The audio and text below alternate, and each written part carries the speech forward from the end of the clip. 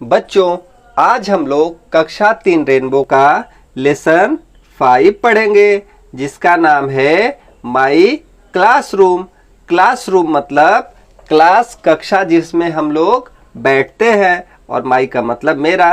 तो ये मेरी कक्षा यानी कि आप लोगों की कक्षा के ही बारे में है, और इसको पढ़ने से हमको बहुत मजा आएगा और बहुत सारी चीजें सीखने को भी मिलेंगी। इसमें मुख्य रूप से 2 चीजों को फोकस किया गया है। कोई चीज पास में रहेगी तो उसको कैसे बोलेंगे, और कोई चीज दूर पे रहेगी तो उसको कैसे बोलेंगे। ठीक है, तो हम लोग इसका हिंदी में अनुवाद सीखेंगे और दिस और दैट का प्रयोग सीखेंगे। Hello, I am Sonu. Hello बच्चों, आई एम सोनू यानी कि मैं सोनू हूं। I study in class 3।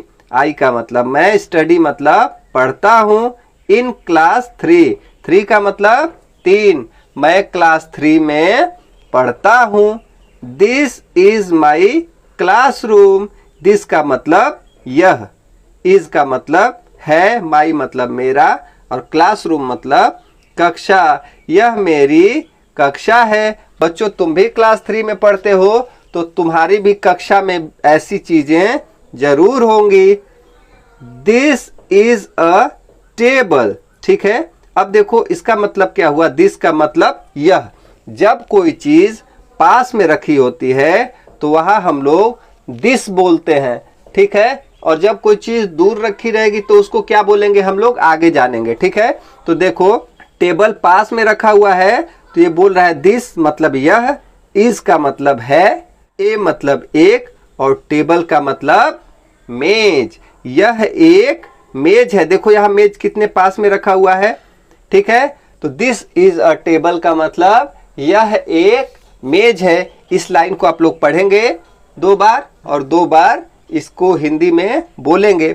दूसरी पंक्ति है, दूसरा वाक्य है, that is a black board. That का मतलब क्या होता है बच्चों, वह।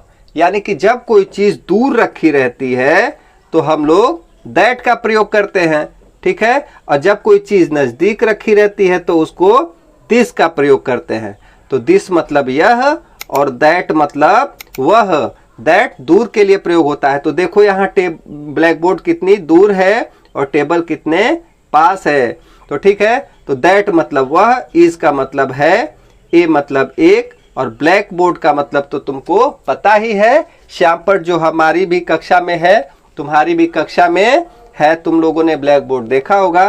तो that is a black board, वह एक ब्लैक बोर्ड है। दिस इज अ चेयर, यानी कि चेयर मतलब कुर्सी। तो दिस का मतलब यह, इसका मतलब है ए चेयर, यानी कि एक कुर्सी। बच्चों, यह एक कुर्सी है। अब तुम बताओ कुर्सी पास में रखी है कि दूर में रखी है। तो हम लोग देखेंगे कुर्सी पास में रखी है, इसीलिए यहाँ पर हम लोग बोलेंगे दिस इज अ चेयर। अब देखो बच्चों, यहाँ पर पंखा दूर है तो यहाँ दिस नहीं रहेगा, क्या रहेगा, दैट। तो इसको हम लोग पढ़ेंगे that is a fan. Fan का मतलब पंखा, जैसा कि चित्र में भी दिया हुआ है। तो इसका मतलब हो गया वह एक पंखा है। This is a window. Window मतलब खिड़की। तो यहां हम लोग देखेंगे खिड़की कहाँ है, दूर है कि पास है, तो खिड़की पास है। तो दिस इज अ विंडो यानी कि हो गया यह एक खिड़की है। और दैट इज अ ग्लोब, यह एक ग्लोब है, और जो कि बहुत दूर रखा हुआ है, जिसको दूर बनाया हुआ है, तो हम लोग बोलेंगे दैट इज अ ग्लोब, यानी कि वह एक ग्लोब है। दिस इज अ बैग, यह एक बैग है, ये पास में है, तो हम लोग बोलेंगे दिस इज अ बैग। और ये जो दरवाजा है, यह दरवाजा है यानी कि डोर है।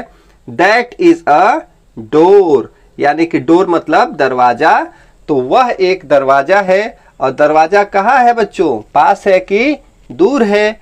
तो हम लोग देख रहे हैं लिखा हुआ है दरवाजा बहुत दूर बना हुआ है, तो हम लोग बोलेंगे दैट इज अ डोर। अब आगे कुछ और ऐसे ही सीखेंगे दिस और दैट में। बच्चों, आपको बहुत मजा आ रहा होगा। ठीक है, जब दिस का मतलब जब कोई चीज करीब रहती है तो उसको दिस कहते हैं, और जब कोई चीज दूर रहती है तो उसको दैट कहते हैं। अब हम सीखेंगे कि अगर कोई चीज नजदीक है या फिर दूर है तो उसको पूछते कैसे हैं। जैसे यह क्या है या वह क्या है। जब कोई चीज नजदीक रहेगी तो उसको हम लोग हिंदी में कैसे पूछते हैं बच्चों, यह क्या है। और कोई चीज जब दूर रखी रहती है तो वह क्या है। तो अगर ऐसा पूछना हुआ किसी को तो कैसे पूछेगा।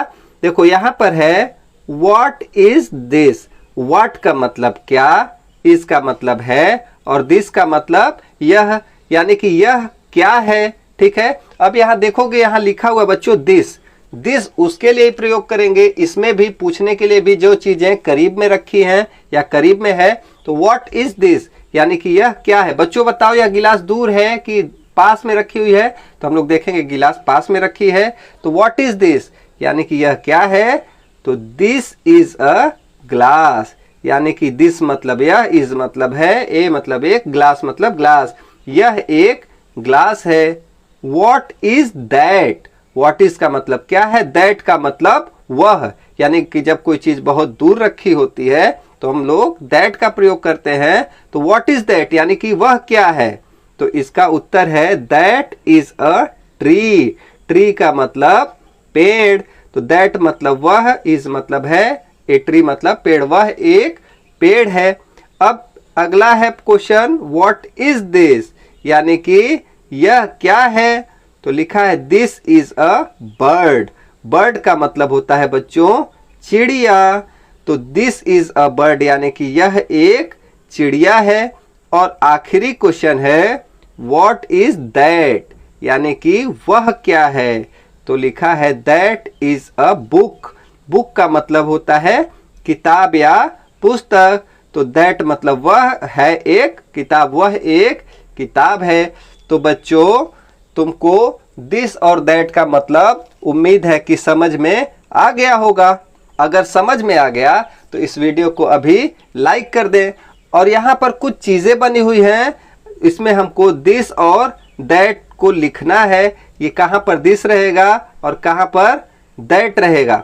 तो इसको हम लोग अपनी कॉपी में उतारेंगे और इसको पढ़ने की कोशिश करेंगे। आगे आने वाले चैप्टर के भी वीडियोस इस चैनल पर आएंगे, तो चैनल को अभी सब्सक्राइब कर लो बच्चों।